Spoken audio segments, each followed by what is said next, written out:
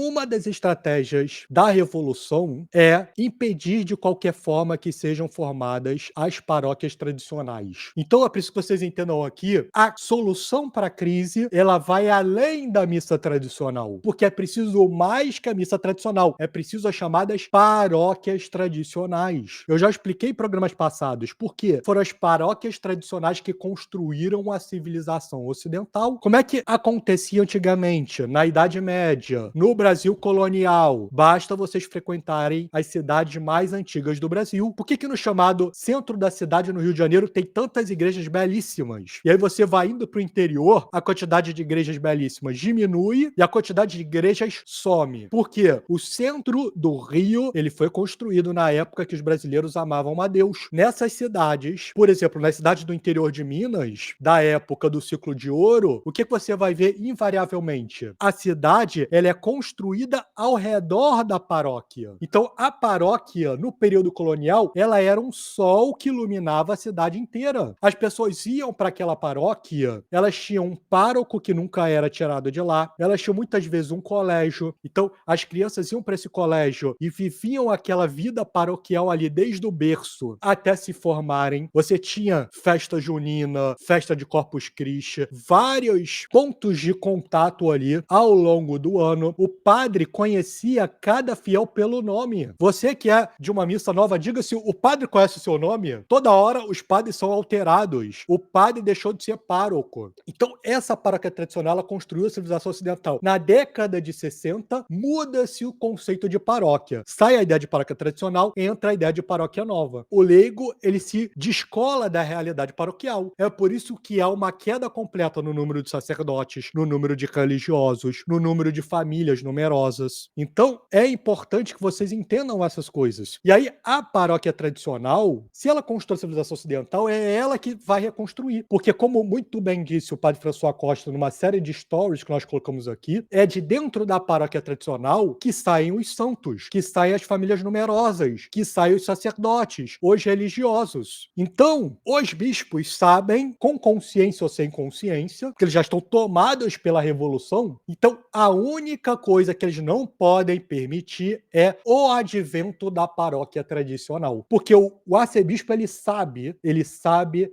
que ele não pode permitir o advento de uma paróquia tradicional, que é o que o IBP pode fazer, como fez em Brasília. Então tem uma das pessoas que trabalha para nós aqui e que veio conhecer o CDB nessa semana, passou o fim de semana conosco, e ele tem os filhos matriculados no colégio do IBP em Brasília. E ele falando das maravilhas que é a vida paroquial em Brasília. Um colégio abarrotado de fiéis. O padre entrevista até os pais dos fiéis. Então, aquele colégio ali é um futuro celeiro de santos, porque até os pais são acompanhados. Então não tem revolução ali naquele colégio. Então vejam que lindo. Isso não pode ser permitido. E aí o que o arcebispo faz? Não, não, não. A missa do IBP não. Eu vou dar uma migalha para vocês. Em que consiste essa migalha? Ah, eu vou colocar aqui, como tem a ameaça do IBP, eu vou colocar aqui uma missa num lugar afastado para um padre diocesano. Depois da missa vai ter uma missa nova, vai todo mundo embora, não vai ter colégio.